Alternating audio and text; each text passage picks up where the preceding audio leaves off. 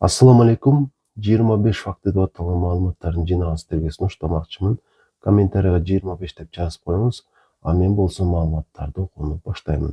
Ширин суу микробдор үчүн идеалдуу чөйрө. Эгер ага орто фосфор кислотасын кошчу болсок, эч бир микроб жашай албайт. Ошондуктан газдалган сууларга, ширин сууларга сөзсүз түрдө орто фосфор кислотасы кошулат. Ал организм үчүн өтө зыяндуу.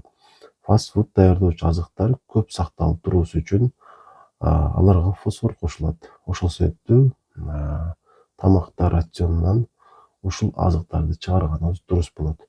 100 миллилитр натрий хлордо 0,9 грамм туз бар.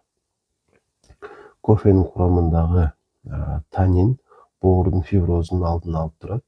Эгер фиброз башталган болсо, аны азайтат. Демек, боордун жабыркоосун азайтат. Андан сырткары кофе инсулин резистентносту азайтат. Демек, кант диабети менен ооруп калуу ыктымалдыгыбыз дагы азаят эгерде кофе ичип турсак. Бир гана ушул жогорку кан басымы оорусу барларга кофе сунушталбайт. Күнүнө 4 кружкага чейин кофе ичсек болот. Анан кофени күндүн биринчи бөлүгүндө ичкенибиз дурус. Өттү майдан башка эч бир азык козгой албайт. Демек, өт ошол майдын организмге аш болуусуна катышат. Организмди сергитүү, күчтөндүрүү үчүн сырткы стимулдарды колдоно берсек, акыры баарын ал сырттан гана алууга көнүп калат. Энергетиктер жүрөк кан тамыр ооруларын жана нерв системасынын ооруларын калыптандырат. Эгер жумасына 2 жолу иче турган болсок, энергетикти, ал өз зыянын туруктуу тийгизе баштайт.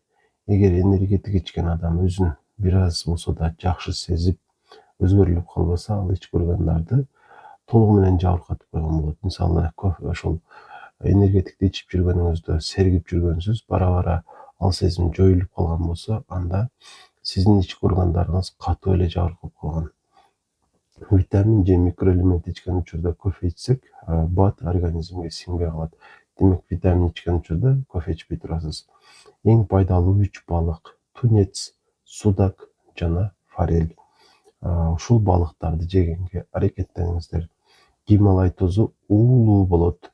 Курамында оор металлдар бар. Андыктан ким сунуштаса дагы ушул тузду колдонбоңуздар. Икота, кыргызча айтканда, ыктытуу себептери: ашыкча тоюнуп алганда ашказан диафрагманы түртүп, анан ыктытабыз. Катуу тамак, чоң көлөмдөгү тамак, кургак тамак кызыл өңгөчтөн өтсө дагы ыктытабыз.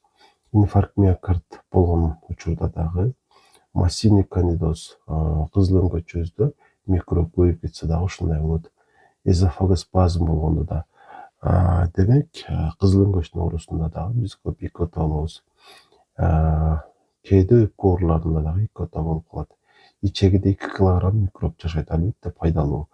Микроб үзгүлтүксүз ичегинин иммундук клеткасы первый пляшканы стимулдап, стукасына бир канча грамм иммуноглобулин иштеп чыгарат. Демек, иммунитетти күчтөндүрүп турат ошол ичегидеги микробдор. Ич өткөктөр көп оорушат, себеби аларда иммунитет начар, жоон ичегинин микрофлорасы начарлап кеткен болот. Микрофлораны калыбына келтирүү үчүн пребиотик ичүүнүн кереги жок. Анткени бардык микробдор жок болуп кетпейт. Бир аз милдет кылган микробдордун өсүүсүнө шарт түзүп берүү. Биздин милдет калган микробдордун өсүүсүнө шарт түзүп берүү. Буга чейин сиздерге кефир, анан дагы ачыган айран, квашеный капуста сунуштаганмын. Ушуларды колдонуп турсаңыздар, жоон ичегинин микрофлорасы начарлабайт. Адамдын бир көз карандылыкты алып койсок, ал башка нерсеге көз каранды болуп баштайт. Демек, бул жаман адаттар. Толугу менен арылыш үчүн жакшы нерселерди адат кылайлы. Күнүбүз жакшы улануубуз үчүн эртең менен организмди ага керек болгон ресурс менен камсыздашыбыз керек. Демек, эртең мененки тамак бул өтө маанилүү. Эртең менен ойгонуп суу эмес, кофе ичсек да болот. Сөзсүз эле суу ичиш керек деген эреже жок. Кофе ичсеңиздер тамактанганда болуп каласыздар, суу ичкенде болуп каласыздар. Саламаттык сактоонун милдети өлүмдү кыскартуу жана өмүрдү узартуу. Ашказан тамактан сезгенбейт. Буга микроб, ага куюлуп кетчү жана башка нерселер себепчи болот. Андыктан тамактан күнөө издебеңиздер. Ден соолукту жоготулганга чейин эч ким ал тууралуу ойлонбойт тилекке каршы. 23 жашта организм бузула баштайт. Картая баштайт десек да болот. Адам өсүп жатканда ал ооруга мүмкүнчүлүк бербейт. Өсүү оорунун зыяндарын жоготуп турат. Өсүүгө аракет кылыш керек. Ооруп калганга чейин оорубай тургандай жашайбыз тилекке каршы. Кашык жана вилка менен бир аз биз өзүбүзгө кабыр казат экенбиз. Ооруну жоготууга эмес, дарылоого аракеттениш керек. Бул эң чоң кемчилик. Ооруп калдыңызбы, андан кутулганга эмес, организмди жакшылаганга аракеттенишиңиз керек. Сезгенүү канча узакка созулса, аныракка айлануу ыктымалдуулугу ошончолук көбөйөт. Бул айрыкча ашказан ооруларына карата айтылат.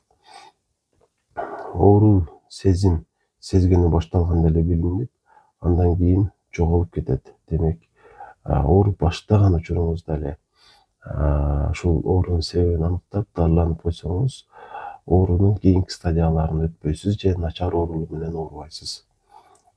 Диспепсия ашказандын жыйрылып калуусу. Демек, бүгүн ушундай 25 факты сиздерге сунушталды. Алдыда дагы жакшы маалыматтарды жыйнасам, ушул дептерге жазып, аны сиздерге окуп бермекчимин.